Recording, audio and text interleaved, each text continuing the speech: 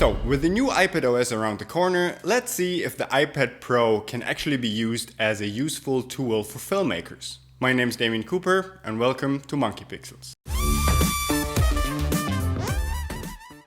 If you're wondering about the change of scenery, we're actually in Italy right now where Belle is training, and this is why I'm just temporarily setting up my YouTube studio right here, so get used to it.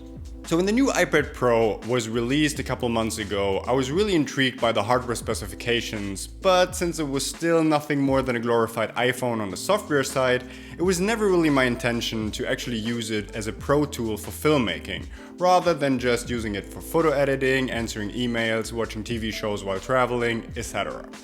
Then a couple months ago, I discovered an app called LumaFusion, which is pretty much as close of a professional video editor as you can get on the iPad. And granted, the software is really good, you have a lot of capabilities, and it's really a powerful tool for on-the-go filmmaking and video editing.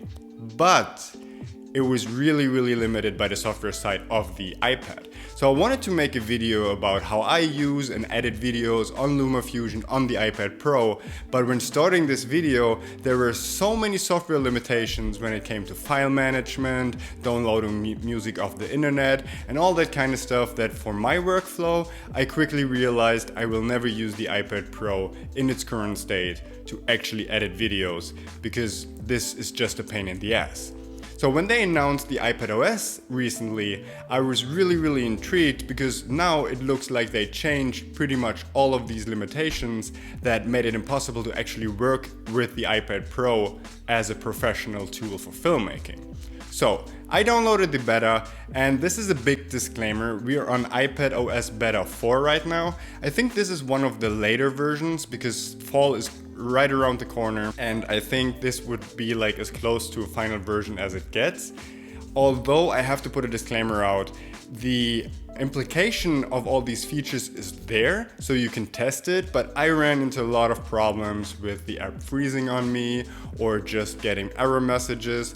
But this shouldn't take away from the ability to actually use it, because I'm pretty sure that in the final version that is going to be released soon, all these error messages and the app freezing will all be gone. So we'll be focusing on the side of, is it possible in theory and how does it work?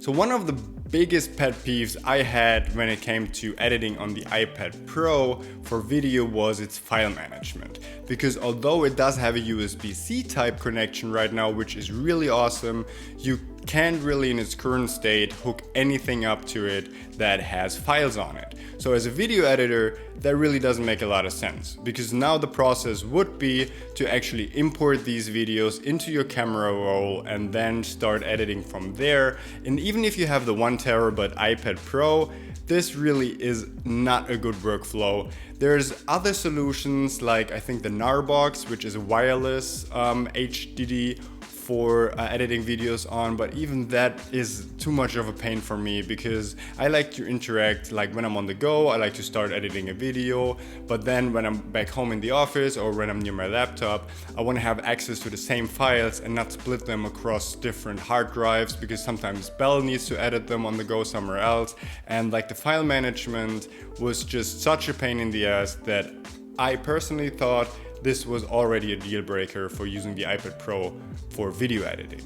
But now they've opened up the Files app, so you can basically plug any third-party USB drive in there and you have access to all your files, and you can create files, you can copy, you can move around, and this is really good.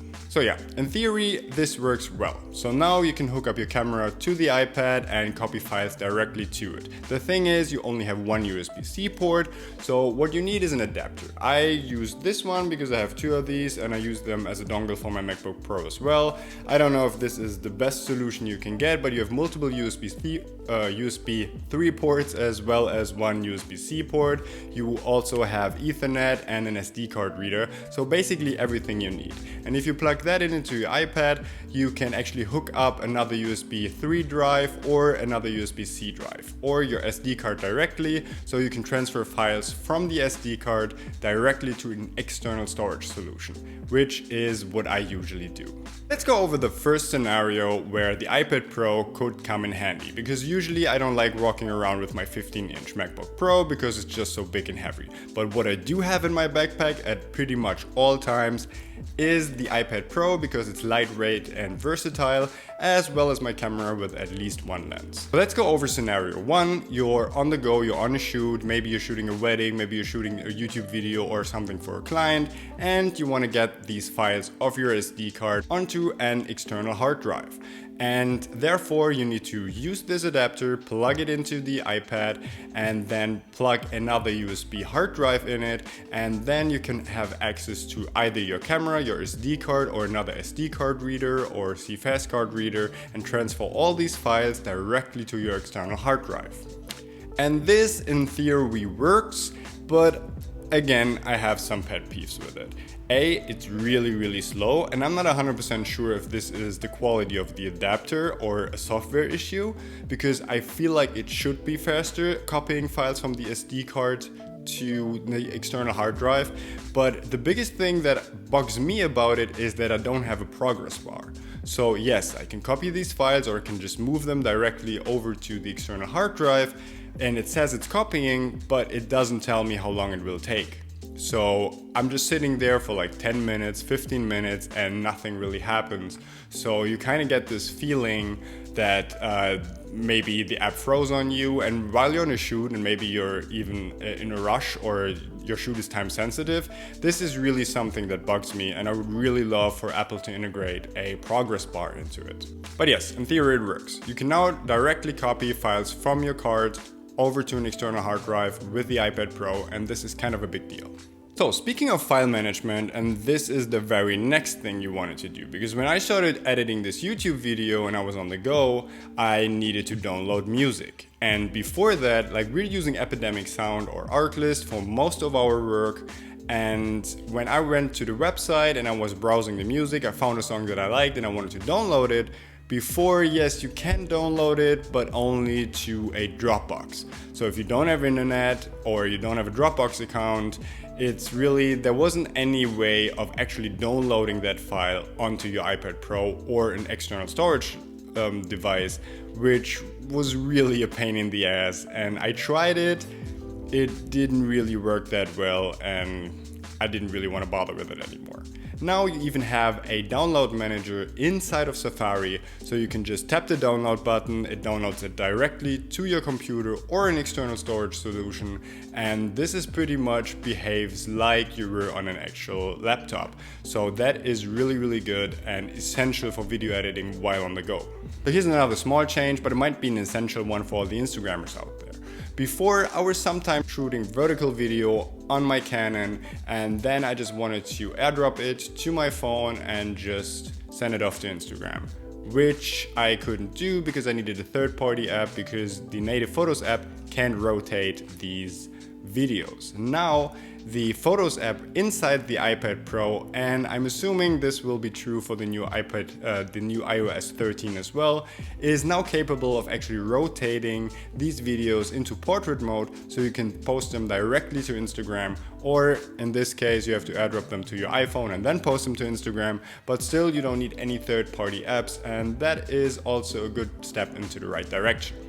So there you have it. These were the three biggest things that actually changed with iPad OS for filmmakers, and that is the file management system, which now actually works as a real file management, as well as the option to download music off the internet onto your iPad or onto an external storage solution. And the third part is that the Photos app now has more power and more abilities to actually edit videos for really tiny things like social media, where you can rotate videos and do some kind of tweaks to it within the native Photos app.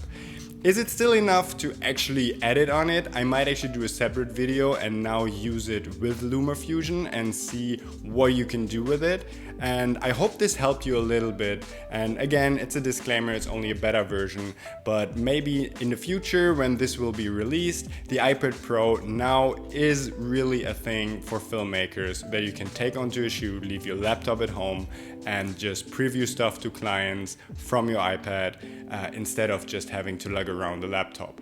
So I hope you like this video. I will be doing more on this in the future, and yeah, maybe subscribe to the channel, and I'll see you on the next one.